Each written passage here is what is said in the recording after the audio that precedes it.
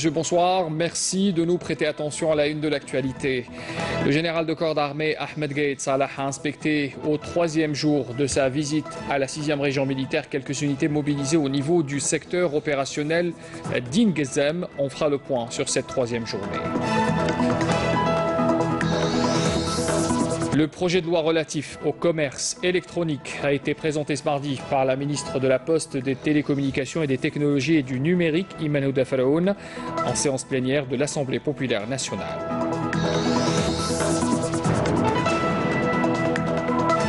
La ministre de l'Éducation nationale, Nouria Benrabrit, annonce ce mardi le début de l'application des procédures administratives relatives au licenciement des enseignants grévistes ayant refusé de regagner leur poste de travail après la décision de justice qualifiant d'illégale leur grève. Elle intervenait au forum de la radio ce mardi. Et puis on parle également du développement des bijoux traditionnels propres à la région des Aurès, qui est un objectif que s'est fixé certains artisans de la région. Ce métier transmis de génération en génération est aujourd'hui fabriqué par de jeunes artisans qui perpétuent cet art. Voilà pour les titres de l'actualité. Pour commencer d'abord, le président de la République, Abdelaziz Bouteflika, a adressé un message de félicitations au Premier ministre de la Nouvelle-Zélande, Jacinda Ardern, à l'occasion de la fête nationale de son pays, dans lequel le président Abdelaziz Bouteflika lui a réitéré sa disponibilité à développer la coopération économique entre les deux pays. Le président de la République a adressé également un message de félicitations à la gouvernante générale de la Nouvelle-Zélande, Patsy Reddy, toujours à l'occasion de la fête nationale de la Nouvelle-Zélande, dans lequel le président Bouteflika lui a assuré de sa volonté de promouvoir une coopération fructueuse. Le président de l'APN recevait ce mardi l'ambassadeur de la République de Corée en Algérie, Saïd Bouhadja, a salué les relations stratégiques entre les deux pays fondées sur le respect mutuel, soulignant la complémentarité entre les potentialités économiques de l'Algérie et les capacités scientifiques et humaines de la Corée du Sud. Bouhadja a rappelé également que la politique extérieure de l'Algérie repose sur des principes immuables, notamment la non-ingérence dans les affaires intérieures des États, le respect des traités internationaux et le règlement pacifique des conflits, précisant qu'il s'agit de constantes irréversibles, précision faite également lors de cette entrevue. Le général de corps d'armée Ahmed Gaïd Salah, vice-ministre de la Défense nationale, chef d'état-major de l'armée nationale populaire, a inspecté ce mardi, au 3e jour de sa visite toujours à la 6e région militaire, quelques unités mobilisées au niveau du secteur opérationnel d'Ingezem. Il avait consacré la matinée de ce mardi à la visite des unités déployées à Hassi-Tirinin. On revient également sur la visite d'hier avec les derniers points également visités par le général de corps d'armée. On fait le point avec Amal Messaïta. Dès de l'exercice du 64e bataillon d'infanterie autonome appuyé par des hélicoptères d'appui-feu consiste à repousser une tentative d'attaque ennemie contre nos frontières nationales. Cet exercice a été exécuté avec un haut professionnalisme qui réitère l'efficacité de la formation, de l'instruction et de la préparation du combat au niveau de l'ensemble des unités de ce secteur opérationnel. Tels sont les aspects pour lesquels le général de corps d'armée a insisté à l'issue de l'exercice sur la nécessité de donner plus d'intérêt et d'importance. Le général de corps d'armée a consacré la matinée d'aujourd'hui à la visite des unités déployées à Hassi-Tirinin au secteur opérationnel d'Ingezem, à l'instar de la base aérienne de déploiement inaugurée par le général de corps d'armée le 6 mars 2017. Il a également visité le 70e bataillon d'infanterie autonome où il a suivi un exposé global sur ses missions, avant de se réunir avec les personnels de ces unités. Dans son allocution d'orientation adressée à l'ensemble des cadres et des personnels de ces unités, le général de corps d'armée a mis l'accent sur l'intérêt particulier qu'il confère à ces rencontres permanentes de contact direct avec les personnels de l'armée nationale populaire, là où ils se trouvent. L'année 2017 s'est écoulée comme se sont écoulées d'autres années avant elle, pendant lesquelles nous avons veillé à ce qu'elles soient toutes pleines d'efforts laborieux, fructueux, préservantes et pleines de volonté à atteindre les objectifs escomptés grâce à l'appui et le soutien indéfectible dont jouit notre armée, dans toutes ses composantes de la part du président de la République, chef suprême des forces armées, ministre de la Défense nationale. À ce titre précis, j'attends de vous et de la nouvelle année 2018 une autre étape de développement, de modernisation et une nouvelle opportunité pour fonder d'autres piliers avec lesquels nous érigeons ensemble la forteresse de notre armée et en faire le rempart inviolable et le plus éminent de l'Algérie. Un objectif qui requiert nécessairement de poursuivre cette cadence professionnelle, loyale et dévouée que nous avons adoptée ces dernières années avec grand esprit patriotique et fidélité absolue. Enfin, et après avoir écouté les interventions des personnels des unités, le général de corps d'armée a donné des orientations à travers lesquelles il a exhorté l'ensemble à investir tous les moyens matériels et de ne ménager aucun effort. Il a également salué le travail déployé sur le terrain afin de s'acquitter parfaitement de leur mission, valorisant la ferme détermination dont ils font preuve et l'excellent état du moral qui remplit leur esprit et impulse leur enthousiasme. Le projet de loi relatif au commerce électronique a été présenté ce mardi par la ministre de la Poste, des Télécommunications, des Technologies et du Numérique, Iman Houda Faraoun. C'était en session plénière de l'Assemblée populaire en présence du président de cette institution parlementaire, Saïd Bouhadja. Ce projet prévoit plusieurs dispositions permettant d'assurer la sécurité du e-commerce tout en définissant des obligations des e-fournisseurs et aussi des e-clients.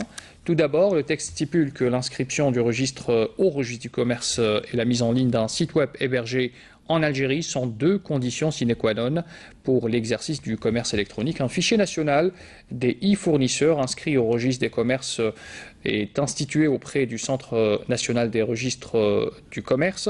Note le texte également qui définit aussi les informations qui doivent accompagner l'offre commerciale électronique. On citera notamment l'identification fiscale, adresse, numéro de téléphone, numéro de registre de commerce, et puis la garantie commerciale. Bien sûr, un texte qui a été également débattu par la suite par les députés présents à cette session plénière.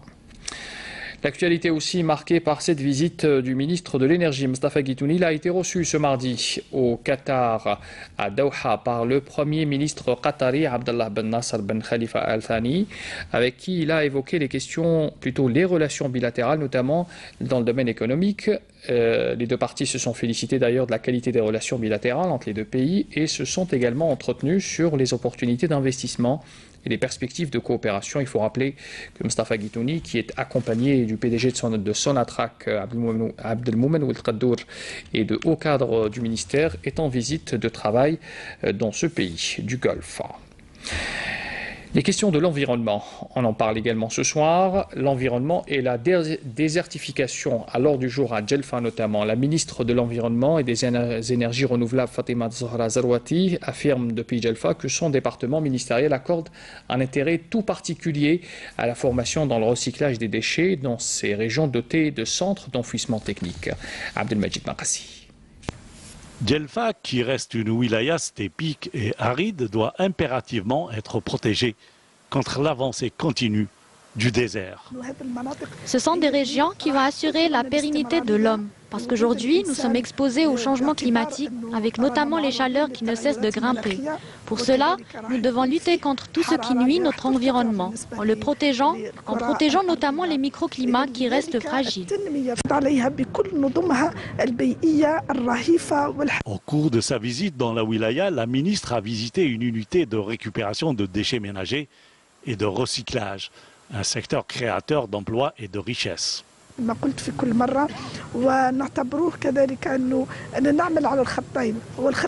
récupération est une activité qui demeure une richesse économique. Nous avons un double objectif. D'un côté, protéger notre environnement et de l'autre, créer de la richesse et de l'emploi. C'est notre stratégie aujourd'hui à travers toutes les wilayas du pays, avec bien sûr les spécificités de chaque région et en fonction des moyens humains de chaque région. Chaque région a sa propre stratégie de développement. La ministre a d'autre part inauguré la direction de wilaya de l'établissement public de gestion des centres d'enfouissement technique. Depuis tenue aujourd'hui d'une conférence de presse pour le lancement du programme dédié à la conversion des véhicules au GPLC et les perspectives de son développement aux horizons 2021 et 2030. C'est une conférence organisée par l'autorité de régulation des hydrocarbures. On y apprend notamment que le nombre de véhicules convertis au gaz de pétrole liquéfié a été de 60 000 unités en 2017 contre 43 000 en 2016. Le coût de conversion d'un véhicule GPLC aussi, quant à lui, entre 60 000 et 70 000 dinars, sachant que le délai d'amortissement de la conversion est estimé à 13 mois au maximum, selon le directeur de la division régulation économique auprès de l'autorité de régulation des hydrocarbures. Il a également précisé qu'actuellement 44 wilayas disposent au minimum d'un installateur de GPLC. Autre titre de l'actualité, la ministre de l'Éducation nationale, Nouria Benrabrit, annonce ce mardi le début de l'application des procédures administratives relatives au licenciement des enseignants grévistes, ces derniers ayant refusé de regagner leur poste de travail après la décision de justice. La ministre qualifie d'illégale leur grève. Concernant les mesures prises à l'encontre des enseignants grévistes, la ministre affirme lors du forum de la radio nationale qu'il n'est plus question de ponction sur salaire, mais de mise en demeure avant le licenciement s'ils ne se conforment pas à la loi et refusent encore de rejoindre leur poste de travail. Écoutez. Depuis 2014, je n'arrête pas de dialoguer avec l'ensemble des partenaires sociaux, l'ensemble et des syndicats et des associations et fédérations de parents d'élèves. Je fais du dialogue un principe en matière de gouvernance. Mais ceux qui sont en face, savent-ils ce que dialoguer veut dire? Là est la question. Aujourd'hui, ce que le syndicat notamment, qui s'est lancé dans une grève ouverte, ce syndicat ne sait pas ce que c'est que dialoguer. Ce syndicat ne sait que imposer. Notre mission, c'est de résoudre les problèmes socio-professionnels. Notre mission, c'est de donner satisfaction aux revendications réglementaires légitimes de nos fonctionnaires. D'accord, non, vous l'avez bien dit, c'est une hantise. Il n'y aura pas d'année blanche parce que nous suivons de très près.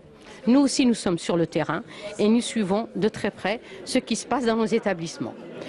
Ce qu'il faut dire, c'est que nous avons 27 000 établissements et que ce ne sont pas toutes les wilayats qui sont en grève et que même à l'intérieur des wilayats, très peu d'établissements le sont et souvent à l'intérieur de l'établissement, ce ne sont pas tous les enseignants. Donc vous avez, il y a plein de paramètres. Ce que je peux dire aujourd'hui, c'est que l'éducation nationale est en train de prendre toutes les mesures pour accompagner les établissements au sein desquels des enseignants sont en grève.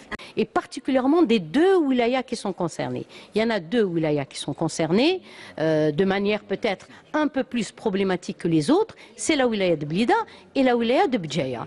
Ils ont trouvé, ces deux wilayas ont trouvé des solutions avec, le recrutement de vacataires et la mobilisation des retraités, notamment pour les classes d'examen.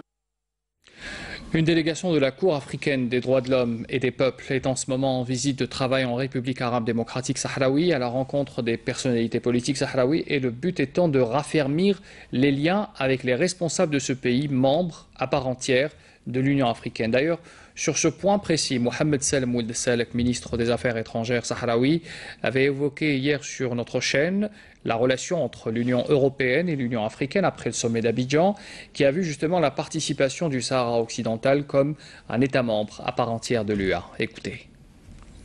L'Union européenne entretient une coopération et une relation importante avec l'Union africaine. Les manœuvres du Maroc soutenues par la France n'ont pas empêché la tenue de ce 5e sommet entre l'Union européenne et l'Union africaine à Abidjan. Il s'agit là d'un message très fort de l'Afrique vers l'Europe et surtout vers Paris pour dire que la race est là et les membres à part entière de l'Union africaine au même titre que les autres États, y compris le Maroc.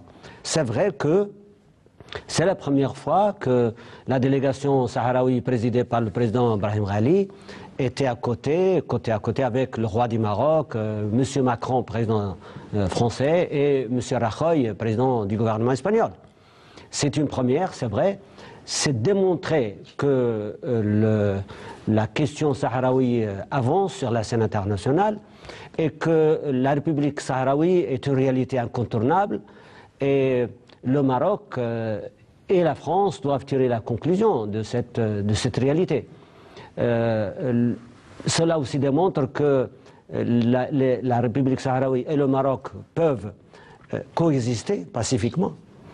Il est nécessaire que les amis du Maroc, surtout la France, doivent conseiller au roi Mohamed VI et son gouvernement de respecter les frontières et de respecter leurs voisins. Il se trouve aussi que c'est la France et l'Espagne qui ont délimité les frontières de notre pays avec le Maroc. Cette politique de deux poids, deux mesures ne sert pas les intérêts stratégiques de la France, nous considérons. La France intervient militairement. Par exemple, au Mali, c'est une bonne chose, nous avons soutenu cela dans le cadre de l'Union africaine pour justement aider le Mali à conserver son intégrité territoriale. Nous voyons mal que la France fait le contraire au Sahara occidental contre la République sahraoui, mais non pas seulement contre la République sahraoui, mais contre tous les pays africains. Dès le moment qu'on touche aux frontières existantes, dans n'importe quel point, dans n'importe quel coin du monde, de l'Afrique, cela porte préjudice aux intérêts stratégiques de l'Afrique. Dans le cadre des opérations d'intervention menées par les unités de l'armée nationale populaire à travers les différentes régions du pays pour désenclaver, surtout les prêter aide et assistance aux citoyens touchés suite à la dernière vague de froid et aux fortes chutes de neige, des détachements de l'armée nationale populaire ont procédé aujourd'hui à des interventions au niveau de plusieurs endroits du pays, à l'instar de Sidi Bel Abbès et de Tlemcen, afin de rouvrir les routes, vous le voyez sur ces images, des routes et des chemins coupés et de prêter aide et assistance également, je le disais tout à l'heure, aux habitants, et ce à travers la mobilisation de tous les moyens humains et matériels dont dispose l'ANP, notamment les engins de réouverture des routes enclavées afin d'assurer l'assistance médicale aux citoyens sinistrés, bloqués bien sûr par la poudreuse.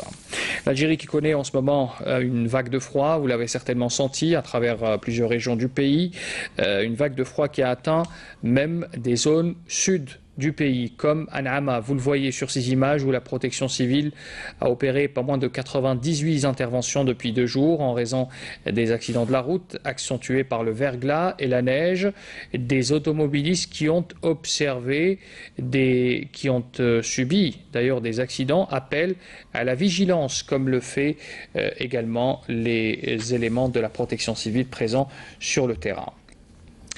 La wilaya de Béjaïa a été secouée cet après-midi par un séisme de magnitude 4,1 sur l'échelle ouverte de Richter, selon le CRAG. L'épicentre de la secousse enregistrée à 15h27 précisément a été localisé à 6 km au sud-ouest d'Aoukas.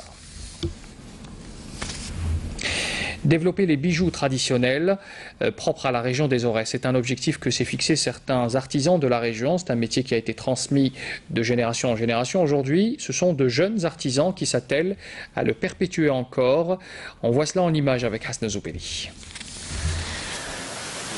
C'est parmi les plus vieux métiers dans la région des Aurès, la fabrication de bijoux traditionnels.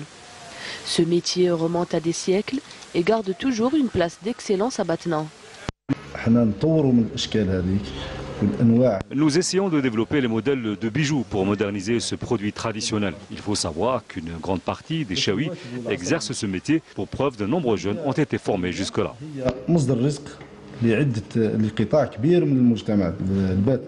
Dans ce mini-atelier, les artisans bijoutiers font étalage de leur savoir-faire. Ils utilisent de nouvelles techniques pour moderniser ces produits. Les boucles d'oreilles, les bagues, les bracelets ainsi que les colliers d'aujourd'hui ne ressemblent plus aux bijoux d'avant.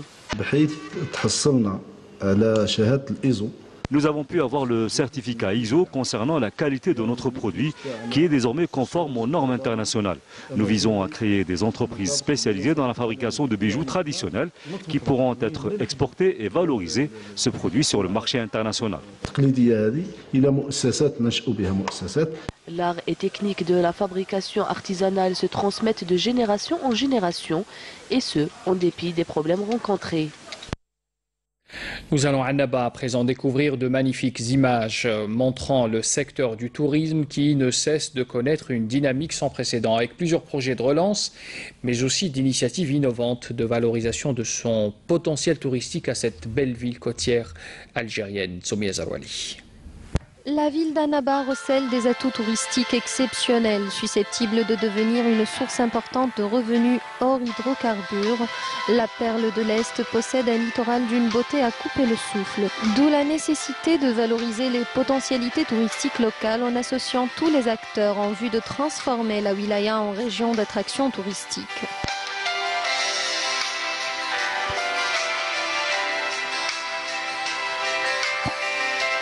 C'est une petite virée touristique que nous vous proposons aujourd'hui pour profiter de toute cette beauté de Sraïdi et des plages de Chtaibi au sable d'or et à la mer de couleur bleu-azur. Une ville portuaire où l'architecture a tout son charme. La basilique de Saint-Augustin, achevée en 1900, se dresse sur une colline. Non loin d'ici s'étirent les ruines de la ville d'Hippone, dont les vestiges de villas et de bains romains. L'aéroport international est la première vitrine de la ville. Il relie Annaba à plusieurs villes et destinations du monde. La région dispose également de plusieurs infrastructures d'accueil dotées de toutes les commodités, un atout majeur pour le développement d'une région disposant de potentialités à même de déboucher sur un pôle d'excellence économique.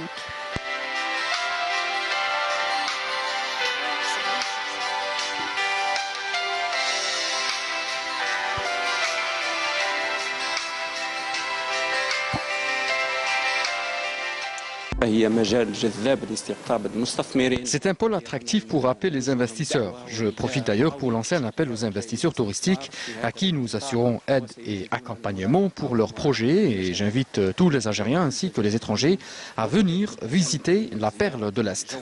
Son potentiel touristique de premier ordre, tant du point de vue des sites naturels qu'elle recèle que des infrastructures opérationnelles, fait d'Annaba une destination privilégiée et propice au développement de l'industrie du tourisme.